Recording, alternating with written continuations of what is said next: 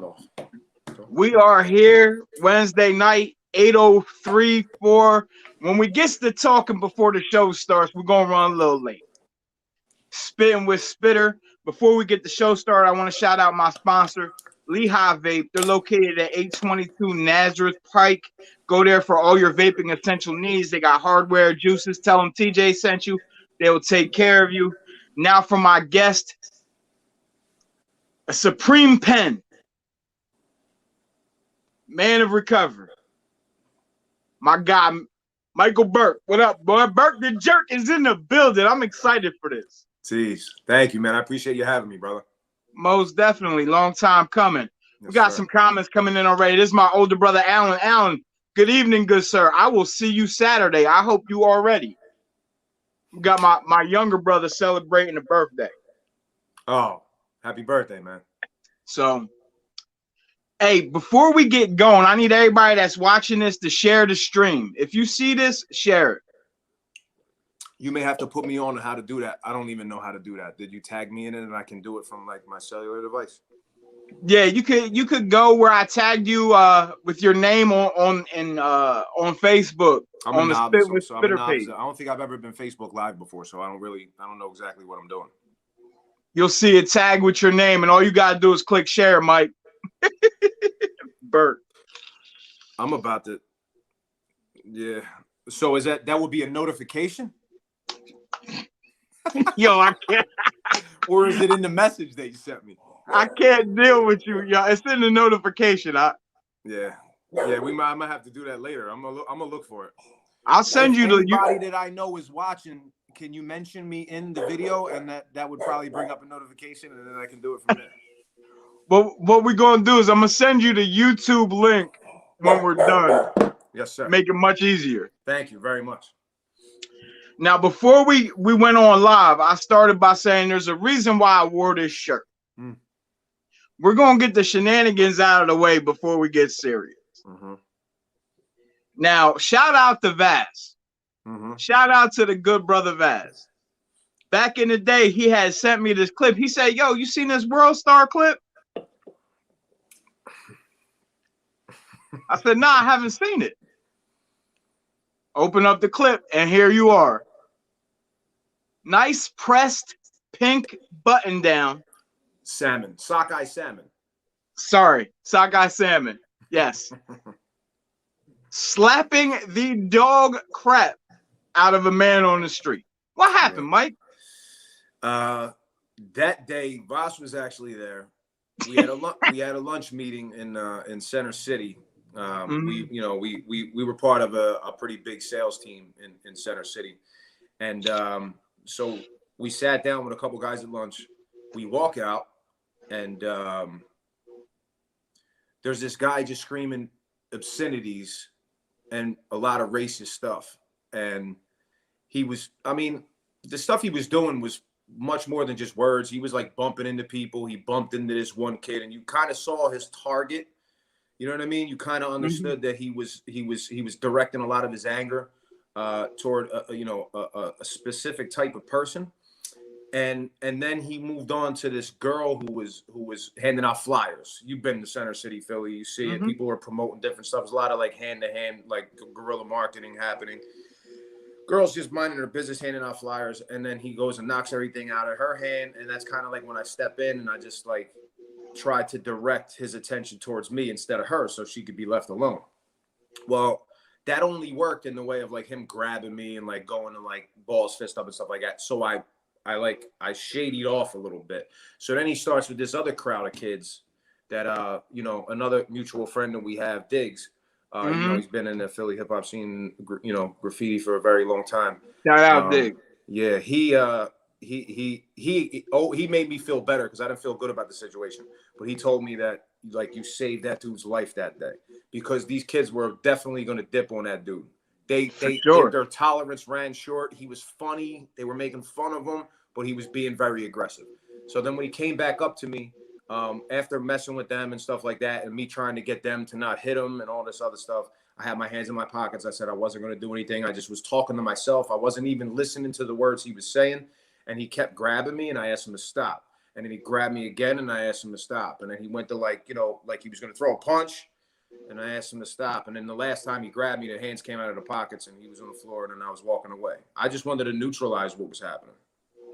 Let me be the first to say that was the most politest slap that could have been presented at that time.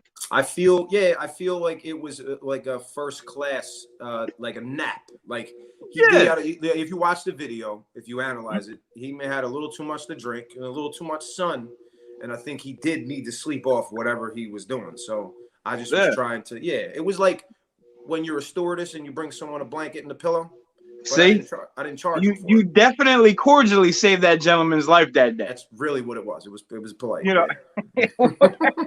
Yeah. Now that we got the shenanigans out of the way, you're one of the dopest, and like we share the same circles. I don't say this about everybody. You have to have a brilliant pen to even make it to my radar, because I will critique, because I make music. I will critique the hell out of somebody's music. Yeah. And there's still a song from the Jerk Soleil album. I think it's called Never Again, maybe. Oh, you is it the suicidal one? Yeah. Well, I can't remember. Honestly, I can't remember what it's called, but I think it was like, very dark type song. Still on my playlist today. Wow. Yeah. Thank you, man. Shout out to you. Thank you. I remember, honestly, I really remember feeling that way when I wrote that record. And I mean, I feel like I always presented to be a real positive person, even, you know, regardless of what I was going through in my life. But I remember feeling like that it could have been, you know, that it could have been done, and I may have been okay with it. You know what I mean? It's such a selfish way to think, but like, I think that getting over those humps in life, like, you know, recovery is not what people think it is. Recovery is a lot of things. You could recover from COVID. You could recover from, you know what I mean? You could recover from a bad, you know, a bad business deal. You know, your confidence can recover. You know, your trust, your loyalty can recover. Like that was another experience that I had that I had to get through. You know, I agree with you wholeheartedly. I'm currently trying to recover from 40 years of terrible eating habits. Yeah. You know, now that I'm in the gym a lot, like I really have to retrain myself on when to eat, why to eat, you know, what I'm eating. Yeah. You know, it's I take this as seriously as I do like my fight with drugs. Yeah. Yo, I see you with that medicine ball, man. Like you're a crazy aim with that medicine ball. If you ever had to use that, if it was just like medieval times and you had to, you know, hurl one of those things at like, you know, car, like a, you know, like one of those buggies with the horse, you would do some damage. That thing, people look at it like it's light. That thing weighs like, I think 18 pounds. Yeah, it's no joke. And it's, I mean, it's light to begin with, but after the 30th, 40th one, yeah, you know, yeah, sure. Are you still making music? I'm still writing. So it's a funny thing. Like I went to a few different studios down here. Food Court Studio, which turned into Quasar Studio, which turned into Food Court again, was my home in Philly.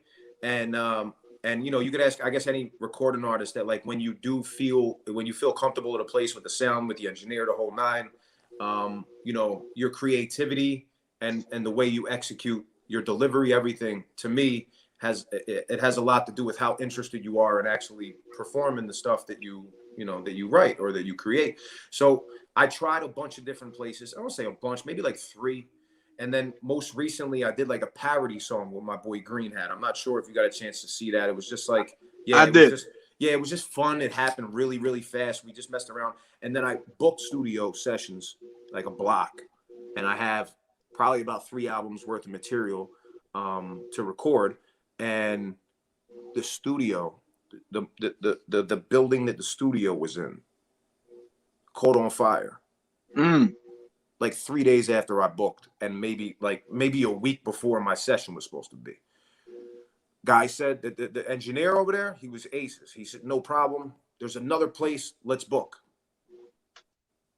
We book. 2 days before the studio session. There's something wrong with the foundation in the building that the studio's in. They shut the entire building down. something's happening. Something's going on. Someone's giving me a challenge right now. You know what I mean? Yeah. But that I clearly have to get past. Ironically, the dude said that this weekend may not be a bad time to get in because I think that they cleared that part or that side of the building. It's just real weird. But it's been a long time. It's been like No Alternatives was my last release, and that was over. That was 6 years ago. And that was another fire project. Thank you very much. Another Thank fire you. project. Thank We got some comments coming in.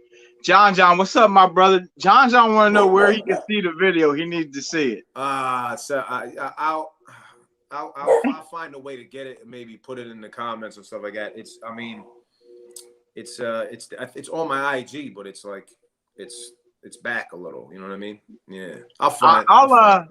When I get to work tonight, I'll do some scrolling and I'll get it, and we'll make it happen. Yeah, sure. There'll be some laughs there for everybody. It's kind of quick, real fast. Pause. Yeah. So now let's talk about legacy recovery, or as much as you can speak on your current field of occupation now. Sure. So legacy healing. We offer every level of care when it comes to substance abuse and mental health. We're not only in Florida, in Pompano Beach, in Margate, Coral Springs, Coconut Creek. We have a genuinely extreme outreach here. Very big team, family type team. We're also in Cherry Hill, New Jersey. In Cherry Hill, New Jersey, we offer the outpatient services. Right. And I can't speak enough about legacy healing when it comes to what we offer and like how I've been in other programs and the experience that you'll have even when you're just there to visit, to tour.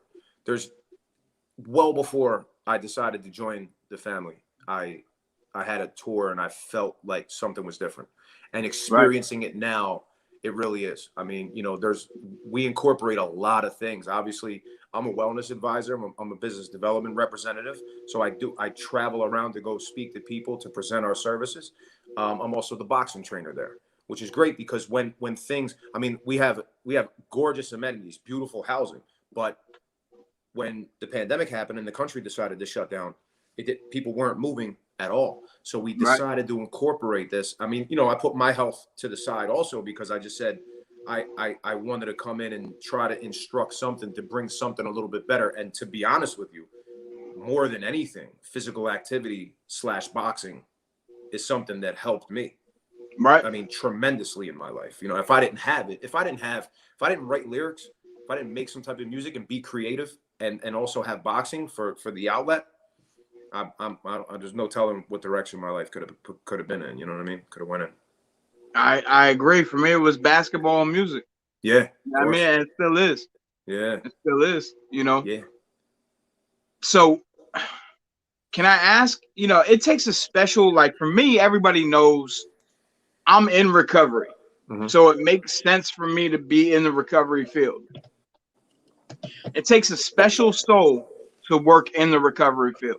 You're not just doing it for a paycheck. Yeah.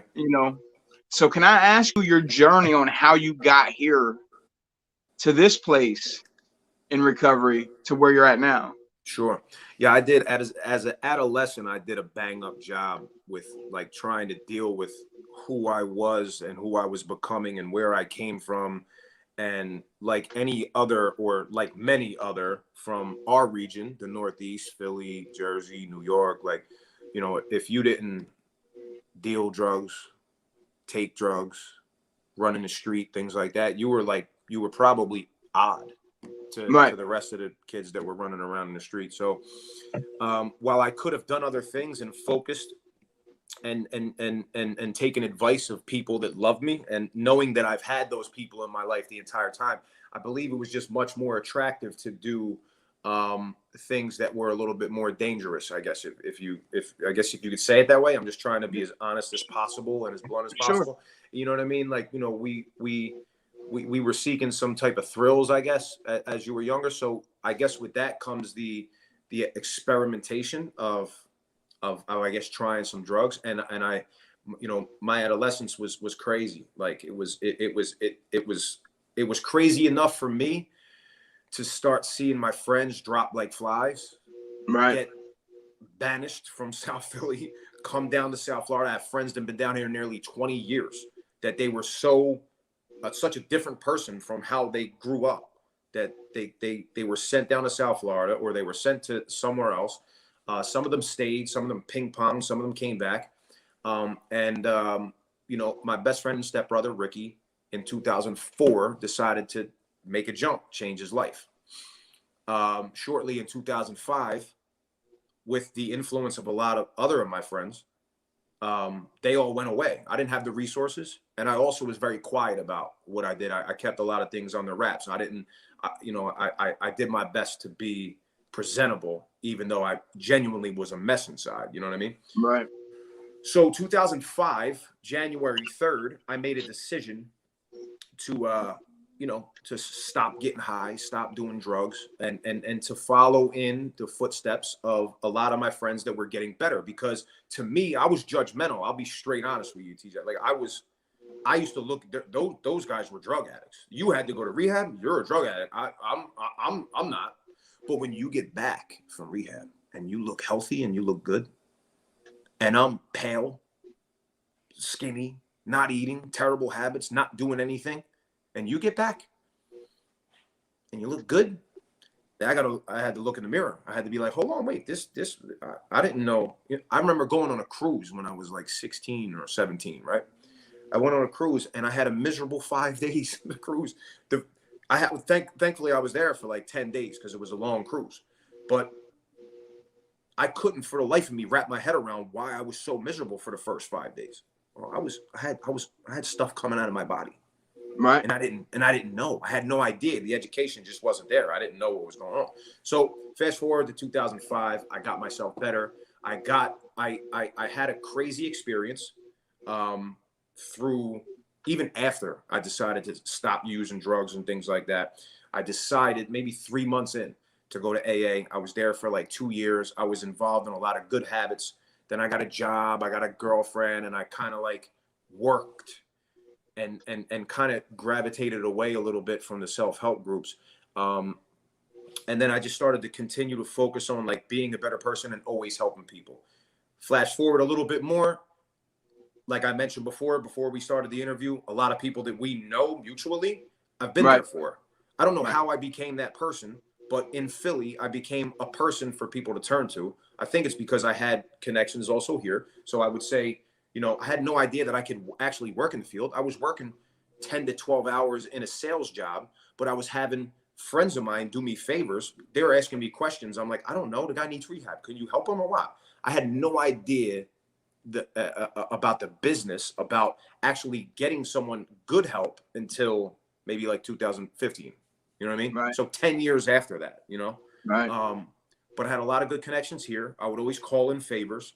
People, I had friends, my buddy Alex, my buddy Anthony, my buddy Joey, they would let friends sleep on their couch. They would say, hey, listen, I got a couch. If the dude wants to come down here, get a job, and then start paying rent, he can do that, and I can get him in a halfway house. I did that with countless people and a lot of them are good today. A lot of them, they're doing well. They didn't have a ton of help. They just had a little bit to point them in the right direction. So after, I guess we're, just doing this for just out of the kindness of my heart, and then having an experience with my best friend and stepbrother in 2011, March 6th, I was living in Reading, PA at the time.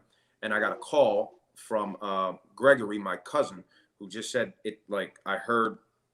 I'm seeing what's going on. Ricky's in a car. He's not responsive. He's not moving. It was a shock to my life. It put me in. So it's when I wrote that song that you had referenced. It put me in the deepest depression that I ever have been in. It had nothing to do with using or anything like that. It had nothing to do with it. It had everything. I lost my grandmother. I got in a car accident, which rendered me on workman's comp. So I was doing nothing with my life. So coming out of that, being propelled into the industry from the death of my stepbrother and best friend, I also got enrolled into therapy by pure luck and chance. I didn't want to go. I was on workman's comp, and they told me that I needed to go. Like I had an open case, and they were like, we got to do something for you. Like, you know, I'm missing appointments. I'm miserable. I'm not doing anything. So they sent me there, and it was a life-changing experience. Ironically, the doctor's name was Brian Raditz. Dig this. He was a boxer. I think he was a heavyweight boxer, went like 4-0.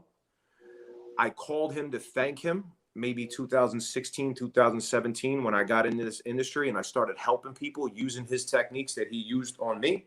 Mm-hmm.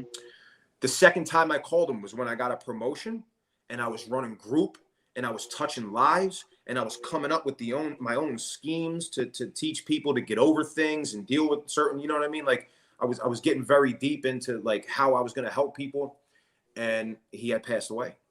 His wife answered the phone. So, you know, it's like, it's just a mission to continue to give back to people, man. I really like, I'm so lucky to be able to do this for a living. Right. I always thought that when I was on the phone doing sales, selling solar energy to people, like all these different, like, you know, all these different jobs that you could possibly have, and then after the 10 hours of work, being on the phone with people, trying to get them help, telling them to, like, tell Friends Hospital you're going to kill yourself and they'll let you in. Like, they'll let you in. You got, like, your little brother needs the detox. Tell him to say this and go there. They won't turn him away. And then tell him to go back 3 hours if they say they don't have a bed. And then tell him to go back 2 hours after that. Like, coaching people into just getting better. And now I do it for a living. It's what I do with my day. And honestly, I couldn't be happier, man. That first and foremost, let me, just because I'm there, right there with you, thank you. You know, because it's so hard to find people that genuinely do this for the love of other people and not for a paycheck. Yeah. You know, like I watch people all the time like die. We had 2 overdoses this week, you know, and I was having this conversation with my wife last night, and I said, I don't know if I'm just desensitized to what addiction will do, or I'm you know, because it doesn't even, like, that doesn't even shake me at the core anymore. Yeah. Like it used to. I'm just so used to it. And it's such a shame that people have to become used to something so terrible. I felt, can I be honest with you? I felt like I was being desensitized. Right. And it's not addiction. Right. It's mental health. For sure. I won't reveal anything, but I had an experience very recently that I remember telling people, you know, you hear that this happened and you do, and you feel terrible inside, but like you don't take a second to feel it. Right. Bro, I lost one young and I felt it. I had to utilize my family at Legacy. I called the clinical director, the assistant clinical director, and I had 2. I had my trauma therapist. I called all these people because the moment that I got the news that someone had, you know what I mean, that someone had died, that I was trying to help, doing my best to try to help, completely lost it. Couldn't compose myself for a little bit. Like 6 years old, just got smacked. You know what I mean? For doing something stupid. You know what I mean? Like it's you know what I mean? It's in your chest and you can't get rid of it. Like I was deep into it, and I you know, I made a joke with a couple of my friends. I was like, the reason I didn't call you guys is because you look at somebody different when you hear their crying, their crying voice. Right. You know what I mean? I was like, I didn't want to do that to you. I said I had certain people to turn to, so I did. But it was very painful, and it was a very harsh reminder of what people are dealing with out there and why people like you and I, if you ask me, are needed. People to raise awareness, people to be there just to even talk. I mean, there's people I don't help that I hope that I help. There's people that I speak to, that I just talk to, that I just try to say, look, I'm here for you. If you're not looking to make a jump, if you're not looking to do something serious and turn your life around, I'll still be there to hear you. You know, I'll still be there to hear you out. Most definitely. I forever just want to plant the seed of hope. Yes. Like, even if I'm just having a basic conversation, like when I was working in the hospitals, and I'll be very vague because of HIPAA or whatever, but I would go in there, and the first thing that I would say to a patient is there somebody that loves you that I can call right now? Yeah. You know? And it was so heartbreaking how many times I heard the word no. You know? Yeah. And we got some comments coming in though. Jen, salutes to you, Jen, who's a buddy of mine, Chris's fiance. I'm a substance abuse counselor as well. My sobriety day is April 19th, 2014. I do what I do because I truly love my patients. Thank you, Jen. That's beautiful. Congratulations. It just passed. Absolutely. My brother Alan says it's a terrible crisis in this world, but it takes survivors like yourselves to raise awareness and help future become brighter. Thank you. You know, and the funny hit with it is Alan is my adopted brother, right? His mom had made sure we grew up living in double houses in Jersey. And so I was always like the tag along, but his mom always took me in, and that family loved me unconditionally through all my shit, you know. So that's beautiful, man. Absolutely. Always play.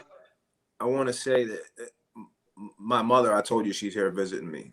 Shout out to Mama Burke. We were way too young to to be aware, but my mother has a heart of gold just like her mother. It was at one point we took 2 separate families in.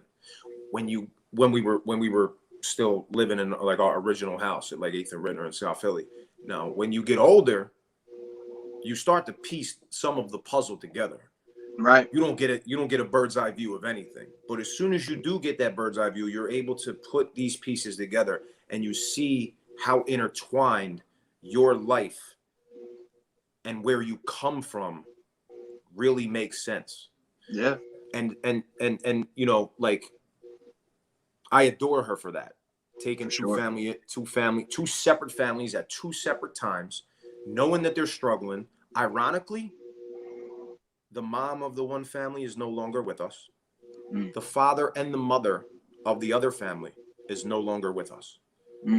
The children are all alive.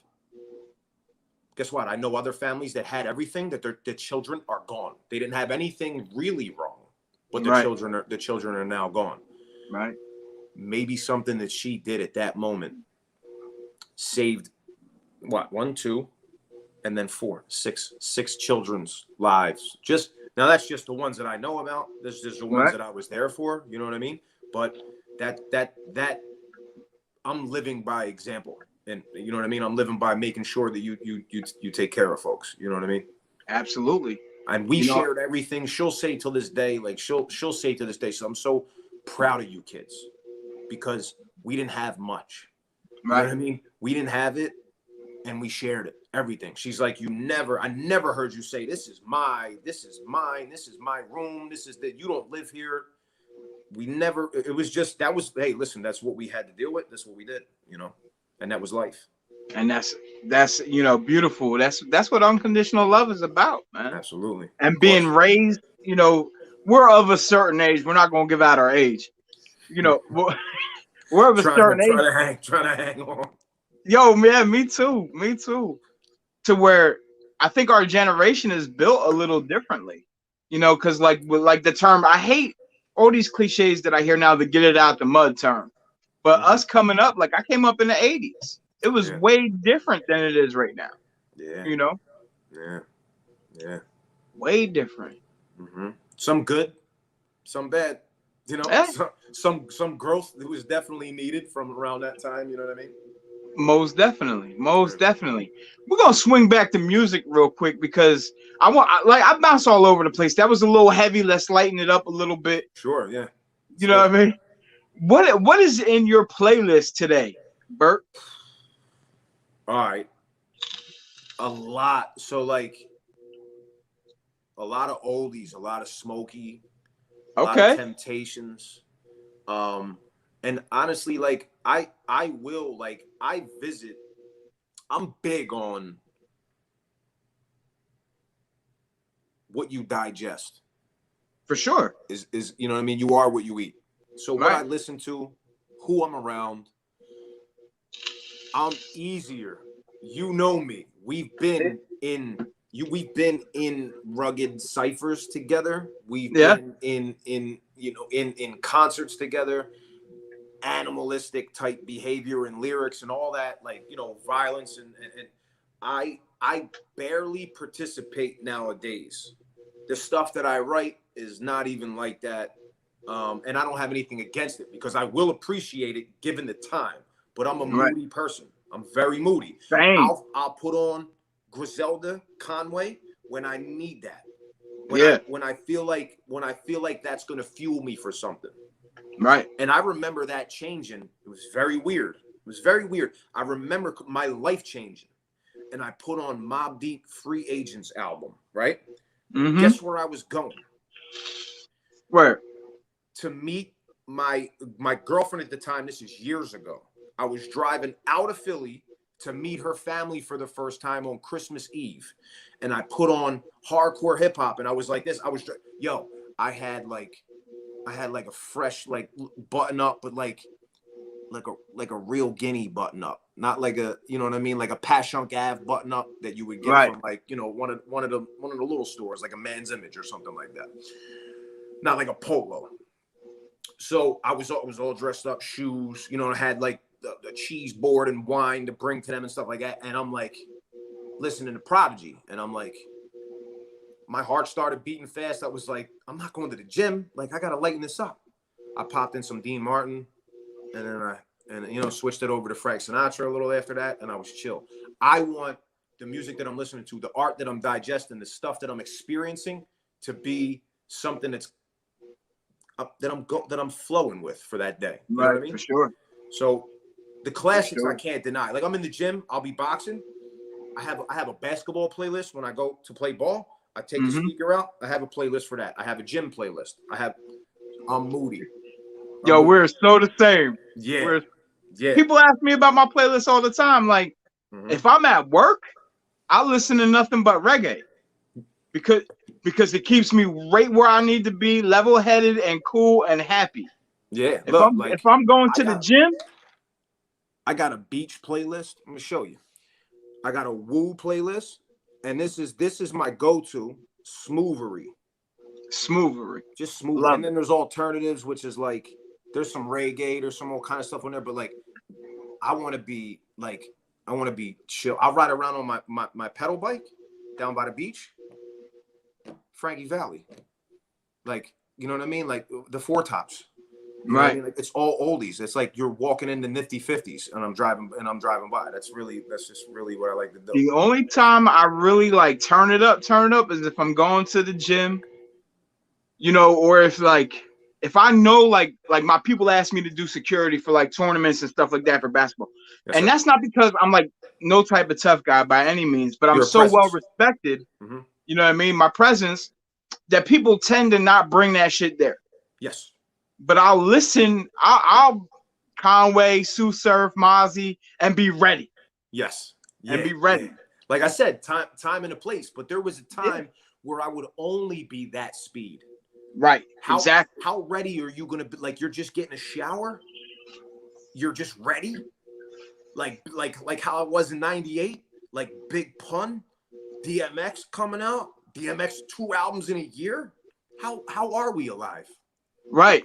For sure. Like, it was just that. It was like the smell was Versace blue jeans, and the sounds were or Izumiyaki, and the it puts me right there. You put on It's Dark and Hell is Hot, and I smell Armani Acqua di Gio.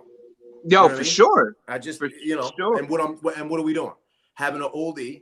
Like, that was my life when I was, you know what I mean? Like, I want to be able to experience different things. So I'll listen to like R&B artists, like I don't even know what you call them, Six Black, Six.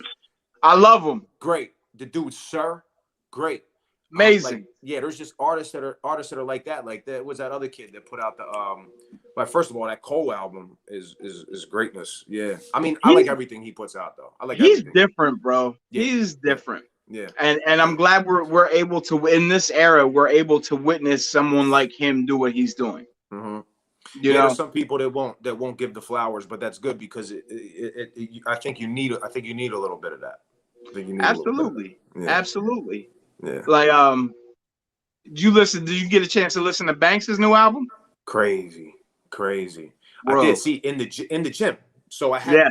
I didn't get it. People get mad at me because like Voss will want to talk to me about something. Voss will call me on the way home from work and like, yo, what about that? Like that West Side Gun album, and I'm like, I didn't get a chance yet because that moment, I'm not rushing anything. I don't want to rush. I want to give it its due diligence. So even the Cole thing, I heard it come out. I listened to the first 2 songs, and I was like giddy because I didn't want to go to bed, but I had to go to sleep. I was waking up at 5:30. I have to go to bed, so I didn't listen to it all, the whole album, for like a week. The Banks one, I just Monday Monday or Tuesday, I was in the gym and I finally got a chance to listen to it. It's brilliant. It's brilliant. Brilliant. Yeah. Even all the way down, like people I see, because I pay attention to what everything that everybody says about music, like the bloggers, the reviewers, everything. Yeah. And they're criticizing like the engineering of the album. I'm like, no, I'm okay with it. It's very 1998 to 2000 ish. Yeah. And it I don't know sounds like what more. Honestly, I couldn't know like what more they would want. right. What more do you want? Like first of all, he's Banks. He came up in like the 2002, 2003 in like in the 50 mixtapes too. So like he's got to want to please his, not everything could be Beamer, Benz, and Bentley. You know what I mean? Right. I thought it was My brother, incredible though. my brother just said, when I want to feel young again, I listen to The Power of Love by Huey Lewis. We'll go back to 1985. Yeah. Hey, brother Al, weren't you like 23 in 1985? I'll be here all day. Wow, you're really going for him. What do you do today to keep your mental health in check? I know this is going to sound very bland, but today I had a talk with a gentleman who was rebuilding his life. Right. And it fills me with a feeling that I only get from that. When I can watch someone be faced with his situation and then they can prevail. Even if they can just get over it in their head for that moment, because let's face it, people aren't done just off one conversation. It's just not going to happen. You know what I mean? Right. But there is something that you could say that might plant a seed that can give that person their own thought one day to get better. And that, more than anything, helps me. But I think staying busy. So today I did 2 boxing classes in our inpatient level of care at Legacy. I went to the male property. I went to the female property. And watching people that I know that don't do that regularly, that incorporate that into their wellness, it helps me. It reminds me, because I'm not always going to have the best day. I'm not always going to be trending in the right direction in my life. I could take a short here, take a short there, and I'm happy that I experienced those things because it reminds me to get back on. It reminds me to get set. So like, if I don't wake up early, like I have a lot of my father's like military boxing background in me. If I don't get up early, if I start the day a little messed up, it's gonna take me. I'm gonna beat myself up a little bit about it until something astonishing happens that takes my mind off it, like helping someone that's in detox, that's having a hard time, that says, but I got to do this, but I got to do that, but I got to get my car, but I got to talk to my girl, but I got to. Bro, you got to try to not die first. You got to try to stop using these harmful things that are like, you got to find out why that's your decision. Because that's not your that's your fix. That's what you're doing. Like what a lot of people don't really understand. And some brilliant stuff that I've heard that I agree with and subscribe to is that like, drugs aren't the problem for people. Drugs are actually the part of the solution. People are thinking that it's going to make the situation better. It's just like cigarettes. Like cigarettes. You could ask even the dudes that I ball with, like my friends that are from South Philly that live in like somewhere in like in Boca Raton or Del Rey or something like that. We meet up every once in a while to go play ball. They leave their cigarettes in their car. They don't even bring them out because they know that I'm going to be a nut. They know that I'm gonna like I'm gonna be a nut about it. I'm gonna smack it out of their hand. Like Tyrone. Nice. Like Tyrone smack like that. So that to me, like if if he never got famous, I would have Brody that whole idea and did it. I would have probably left the vulgar stuff out. You know what I mean? Just because of where I'm at now in my life. But like, yeah, like Tyrone smacking the cigarette out of people's hands, like that's the best. To me, that's the best thing ever. You gotta get to the root. Because this is what it turns into. Yeah. My mom, she smoked since she was, God knows, 12. She's still smoking. No, she's not. She's smoking that thing. She's smoking that thing. She's on that. She's got a big machine upstairs. God knows what she had to get here. I had like 10 boxes that had to come, which is all her equipment. You know what I mean? And I utilize her experience to tell people that I know, like, you're not getting anything out of this. And if anything, you're gonna get to a point. You're like, you like playing basketball? You like doing anything active? You like climbing steps without having to sit down at the top of the steps so you can catch your breath? Well, I mean, that's what's ahead, you know, because that's what I'm experiencing. I see it, you know, I see it in my life, you know. For sure. My brother's chiming in. We could go back and forth with him. He was 10. He's in. Listen, that's one thing about me and him. Shoot it like there's no other, you know. Yeah. And you got to. Yeah, of course. The disrespect is just it's just a charm. That's all it is. That's it. Yeah. But I got one other major question for you, but I'm gonna wait. I'm gonna keep that on the back burner for now. Is there anything you want to ask me before we get out of here? So the stuff that I kind of like, I wanted to know if you've ever done work in the field, because you seem to be like, I saw a couple roundtable discussions that you've had, like a panel, and I don't really like. I want to watch the Joe Rogan. I want to watch Hot Boxing with Mike Tyson. I'm an enormous fan of Gilly and the you know what I mean, but when it comes to podcasts, like right now, I just got some time today. Right. It's hard, even traveling. Even when I'm traveling, I'm on the phone. And if I'm not, I'm pulling over, send an email, jump back on the phone, get into one of the facilities, visit another facility, teach our services to people. So I never get a chance really to delve into the podcast. So I wanted to know from you, like, when I saw you in that roundtable discussion, talking about recovery, talking about mental health, talking about suicide prevention, that intrigued me. I wanted to know, like, what that was about, how you even got into doing that. So this is a couple years back. I was actively working and sponsoring guys, and somebody had brought to my attention that there was a position open as a recovery specialist. And so I went and I did that, and I got all my certifications. And then people had heard me speak, said, well, you should share your story on a broader platform. And so at that point, I was working in the hospitals as a recovery specialist. So basically what that means is somebody overdoses, they see the head doctor, the nurse, and then they call me in, and I try to facilitate a detox or a rehab and meet them where they're at, basically. So I've been doing this a long time. Like, I've been clean. In August, I'll celebrate 12 years clean.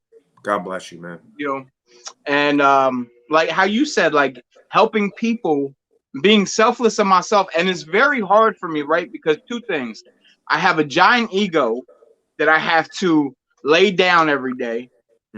And I have the little kid, the little addict in me, the 4-year-old, the attention-seeking gratification that I have to lay down also, and step outside of myself to help people. Right. You know. Yeah, I feel like I felt that creep in also. Like when you're trying to help somebody and you maybe they're not receptive to your help, and you kind of want to, in a way, be like, don't you know how valuable my time is? Like I'm here sitting in front of you trying to help you. Do you not value that? Like people can't see past that, you know? Right.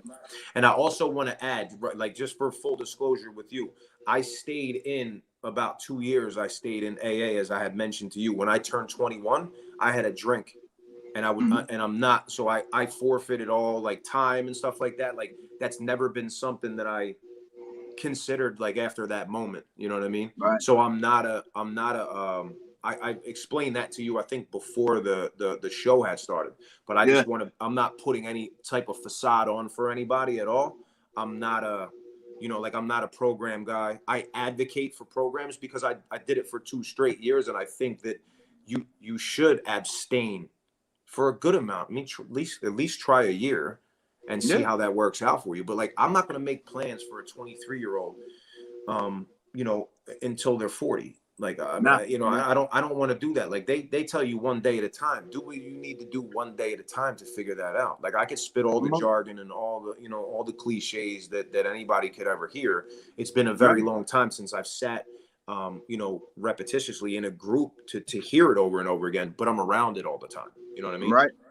But I just wanted to make sure that at least you knew that, and like the Yeah. audience knew that I'm not, you know, I'm not one of those guys. I explain to people just because this is what worked for me, and we had this conversation.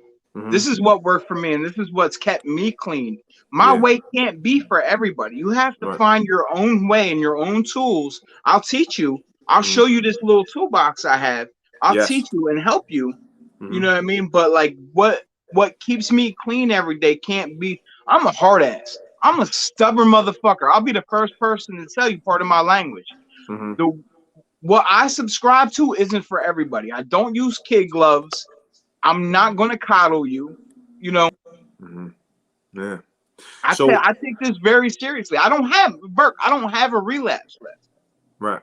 You know what I mean? I'm taking hostages today. My wife, my 2 children, everybody that loves me. You know, I can't do it. They're along for the ride. Yeah.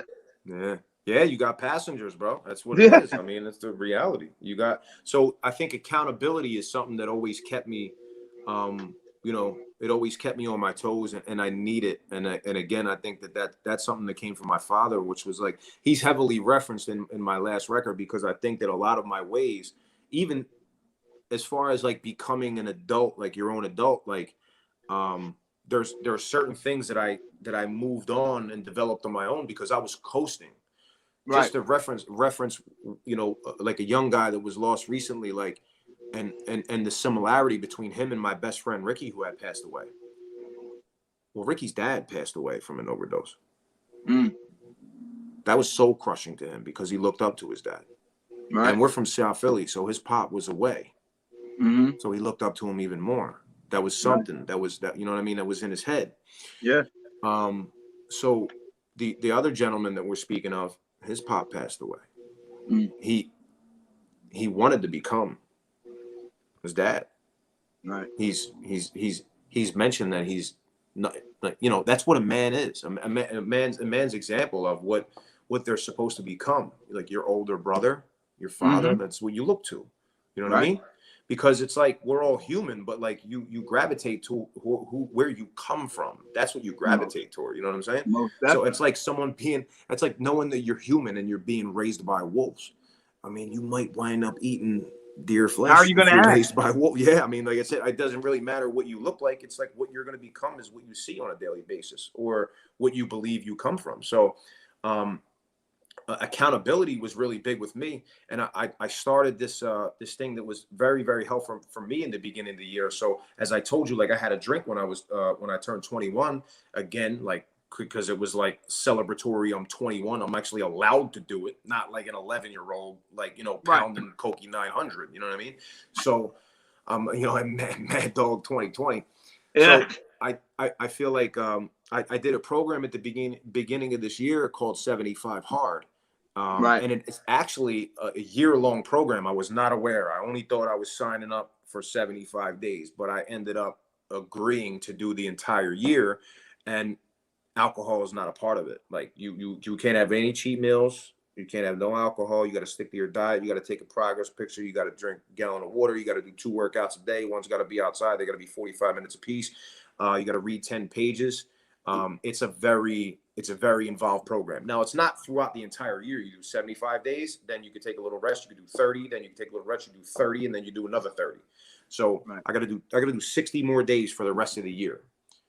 But again, even during the breaks, I haven't indulged because it's just like, it's never been a thing. It was my ego. It was my attitude. It was I can do it. Thank God I didn't do it with the wrong stuff. I already ruled out what my vices really were and what would kill me. So knowing that I've seen so many people jump out of a plane with no parachute, I think that I could pretty much rule that one out. Like, Yeah, for sure. you know what I mean? People are dropping like flies from fentanyl and from heroin. How about we not trifle with that? You know what I'm saying? So that was kind of my deal when I turned 21, you know. And look at it now. Blessings. Yeah. Yeah. I love Blessings. my life, man. I really do. Same. I'm happy, and I see that in you and everybody that I do. Like I really enjoy when you connect with friends, especially now that I'm not in the city anymore.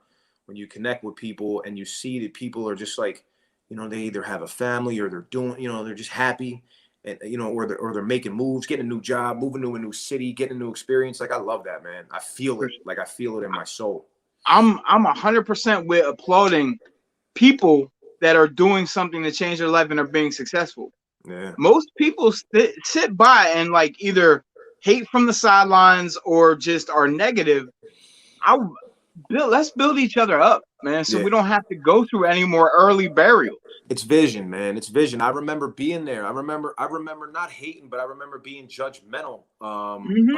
of like friends of mine when they decided to do something different because they already had a place in my life of what they were. And if they Right. changed, it could have made me uncomfortable. And that's how a lot of people, when you come from like a small town, when you go to change, people want to put you back in your place, in your bracket, because it's like, hold on a second. I was always better than this person at this, or I was only that. So like getting out of your hometown, even if it's only for that 4 years, the LeBron days, you know what I mean? Like Right. Yeah. getting Yeah. out, going to Miami, you know, for like college almost. That's basically what he Mm-hmm. did. But like having that period to grow, I think is extremely, extremely important. You know what I mean? And for me, it was just like, you know, I spent 30 years in Philly. Yeah. I mean, like, what did I mean, I'm missing family, but clearly I'm Sure. 2.5 hours away. You know, I'm only 2.5 hours away by plane for that. You know what I mean? Other than that, you know what I mean? Like, you know, I felt like I needed a new experience. My whole last record, if you listen to Fork in the Road, if you listen to that song too, like I, that was subconsciously, I wrote that on a 2.5 mile walk from Center City to South Philly.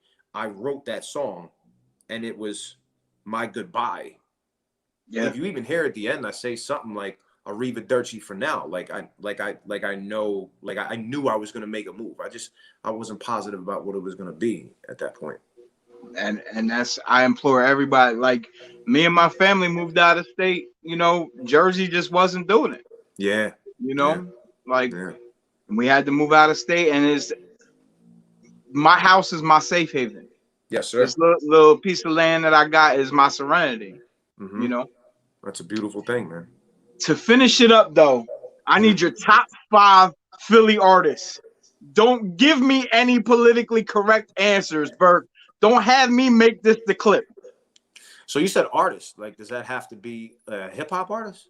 Any Like, genre. Any I mean, genre. all right. So I mean, I could say like Jill Scott and Music For Soul Child. sure. Then, all right. So I'm definitely gonna put. I think I'm just gonna put music on there. I'm gonna put Jill Scott on there. I'll say Black Thought. I'll say Will Smith. Um, and then I think I gotta go Beans because like I think that even the era that we, you know, I could be missing. I mean, like I can't like the stylistics. Like I'm gonna like I could get really. I feel like I could get really deep. I tried to keep it hip hop R&B and stretch it enough to R&B, but like you're talking like there's a lot of influence. You know what I mean? Like there's a lot Philly soul slash Motown. There was an enormous influence, and I can't leave that out without at least, you know, without at least saying that. But if I had to just give names, I would give those 5 that I gave. I think Beans was like my rugged hardcore, like Black Thought just being like the GOAT. You know, He Will. is an alien, bro. Yeah, Black Thought is a damn alien. yeah, I know. It's like, and you know, there's still to this day, like I have conversations of how like, you know, he did the record with Pun. And Fat Joe was like, "You sure? Like you want to be on a record with Black Thought? Like you know how he gets down." And Pun, like you know, Pun brought his A game, and to me, that's the only record that Thought didn't outshine someone, like clearly outshine somebody, and I feel like he even knew that because he just always got better. There was just Yeah. one way. He's just moving in one direction. That's it. Like everything he Right. puts out is just better than the next thing. You know what I mean? That like 11 or 14-minute freestyle by Funk Flex was like, yeah, the one that was on Funk Flex. It was like, and then after that, Royce cooked it, and I was like, because I didn't want to listen to anyone. I was done. I was like freestyles. I was done listening to rap at that point. I was just like, this is as good as it's gonna get. It's at the pinnacle. I could let that go and not listen to hip hop anymore after he did that. Right, for sure. And then I listened to Royce because Royce always been good, and Royce cooked it too. So like, yeah, like Black Thought just did like he's like the what was that J. Cole line when he was like Pac was like Jesus, Nas wrote the Bible. Well, like that's how I feel. That's how I feel about Black Thought. Like writing the Bible, like Philly hip hop, like wrote the Bible. You know what I mean? Yeah. Royce is up there for me too as well, because he's eventually going to be in that alien category. I think he is. It's just so when you take somebody like that, I think it's just somebody that's undeniable. Like even if you don't like the record, even if you're not going to listen to this stuff again, you're like as an artist, as an MC, when people like Royce rhyme, you're like, I can't do that. Can I do that? I don't know. I don't think I could do that. I don't think I could. I don't think I would have thought. I don't think I would have. Even if you don't really like the you're just like, damn, them bars were hot. Like you want to hate. You know what I mean? Like you there's a little part of you that wants to hate. You know? Yeah, it's great. My brother is a super huge Philly fan. Mm-hmm. Side note, Eagles. Who'd I forget? I forgot somebody then, right? I had to forget somebody then. He said Boys the Men got him laid back in the day. Yeah. Mama, you know I love you. They had it. What? They had. Yeah, there's not enough. You can't give 5. You gotta open it up. For sure. Yeah. They had jams, bro. Last question. I gotta disclose this since he just said that. So I was too young at that point. Like you had like wild songs coming out, right? In the 90s. So in I'll Make Love to You, the Boyz II Men, I was a kid when it came out. So I always remember the lyric, and I'll take my clothes off too. But I always thought the lyrics were, and I'll take my gloves off too. Because it just sounded like it. So when you listen to it the next time, imagine he's saying, and I'll take my gloves off too. And what I thought he was saying, I was like, did he just get off a motorcycle? Was he working? I didn't know what he was doing because I didn't pay attention. I didn't pay attention to what the song was about, I guess. You know what I mean? That's gold. Yeah. That is gold. Who are your top 5 artists that you've worked with? I don't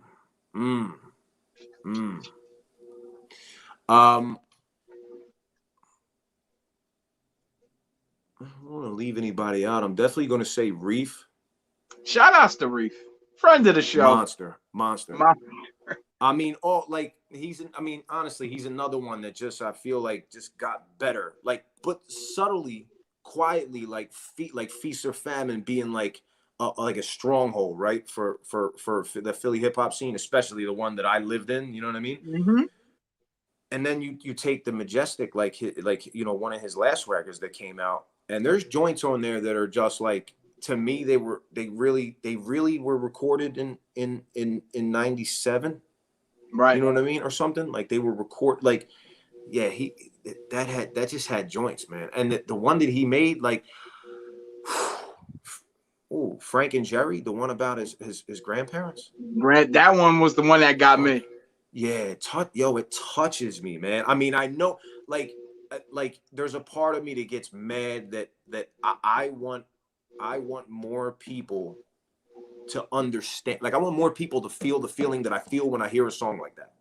For sure. And he's been around a long time, and he's still got that in him to see somebody that could have that type of body of work and to not tour nearly as much as he does, to still make art like that is to me, it's just such a beautiful thing, man. I guess as far as like artists, people that I work with, I'm probably not taking into consideration many producers, right? Like, because there really are, and there's some people that might be from Philly but maybe lived in Philly but might not be, you know what I mean, around anymore. But I'm gonna throw a curveball and say Jimmy Jambrone. As far as an artist, clearly he doesn't make music. He's a photographer, cinematographer. He makes art. So to me, he's an artist. And there's a ton of photographers that I love, but this kid is always working. He's always on top of everything. You know, he's always traveling. He lives right. You know, I've watched him live through some hard times and make art out of it. Like the memories that he's put together, like just with his friends. And I've chopped it up with him as a friend. He's been, you know, either in Miami or in South Florida, and I've gotten up with him a ton of times. I'm going to say somebody else that I'm extremely proud of that I worked with before. I might not have anything on record. DJ Sev One. He's out in Sev was on the show a couple months back. I love Sev, man. So humble, such a genuine person. Him and Stress were both on. You gotta pair them, because obviously I wouldn't know without meeting Stress. You know what I mean? And without Stress being who he was, I would never know Sev. It's just, it's set to me, like, as far as art, those two as a unit too. Man. As far as photography, as far as what, like, you know, what Sev's doing for a living, the traveling, getting out of his comfort zone, you know, going to be successful in another state, like not close, like far away, is inspiring. And he was the DJ for my, like, the release party, the No Alternatives, like / going away party. He was there, you know, he was there that night, and I strategically, like, I picked him, you know what I mean, to be there, because I knew what he was getting ready to do also, you know. Voss, because Voss, like, when I met Voss at an open mic, and I met him with, you know, with like a few other people, and I'm going to say not just his releases, but we've had countless freestyle sessions. So if you were ever with me at all throughout those days, like, we didn't get in the car unless there was instrumentals. Johnny Cab had some instrumentals on. Luke Rawls had some instrumentals on. Like, we would take some industry beats and stuff like that, but we were just always rhyming. Right. And Voss, the value of the comedy that and the material that we have from those days that we still use is endless. Like, when I answer the phone and it's him, a lot of the times it's just bars that one of us said during, like, a freestyle that we never forgot. And he's just so fluent, and a different personality, like a completely different personality that you would run into in hip hop. You know what I mean? Yes. To me, I still can't understand how he's not, like, overly famous, like hosting shows on MTV type. Like, I was a rapper on some riff rap shit. His personality is wild. He's an endless bucket of knowledge. Yeah. That just, things just come out, and you're like, why do you know this stuff? Like, why don't you own, like, he's brilliant mind. Mm-hmm. And I'm like, why aren't you an owner of a multi-million-dollar company by now, instead of telling me something about how bagels were first made and how they came to be? Like, he's got the craziest knowledge. It's really weird, man. But I love him for it. I don't know how many I named for you. I'm gonna have to. I think 5. I don't know. I ask for 5, but then I don't keep count. So here we are. I know. I mean, if I was, I could ask my dog real quick. How many? Yeah, but I mean, there's I would be doing so many people an injustice. Like, you know what I mean? Like, I worked with a lot of very talented people, man. And a lot of my work, when it comes to, I'm not as weird, man. I'm not as familiar with my work because I used to be, because I used to perform a lot in Philly. If you went out in Philly and you went to a hip hop show, you know what I mean? I was like, you know, it's like what they say, like, if you go to a Philly hip hop show and knock on the stage 3 times, Freeway's going to come out and do what we do. Yeah. It's like, I felt like at one point in my life, that was me. I was there, but not when like bigger names would come to town, you know what I mean? But, like, you know, in our circuit, you know, but yeah, I thoroughly enjoyed those days, man. You know, not just all the art that we experienced and, you know, all the good times that we had, but, like, a lot of the personalities that we met. There's a lot of people that just came out, like, loyal people, like Jay Sleepums type people, you know what I mean? Like, that became a friend to me, you know what I mean? Yeah, most definitely. Definitely. Great circuit. Burke, man, listen, we could do this all night. Sure, we can. We could do it another time. We could just FaceTime if you want. Let me know. I appreciate you to the max for coming on here. Yes, sir. And sharing your experiences throughout life, bro. To the utmost. Thank you. Thank you, brother. I appreciate you, man. For everybody that tuned in and Spittin' with Spitter, I'm TJ Spitter. That's Burke the Jerk. Tune in Wednesday. I got another special show for you guys coming up. For all your vaping needs, go to Lehigh Vape, 822 Nazareth Pike. Tell them Large Marge sent you. They'll take care of you. Burke, holla at your boy. Hey, Pleasure, man. don't leave it out of the chat. I want to chop it up with you after we end the show. You got it, brother. Y'all have a good night, man. Stay safe and blessed.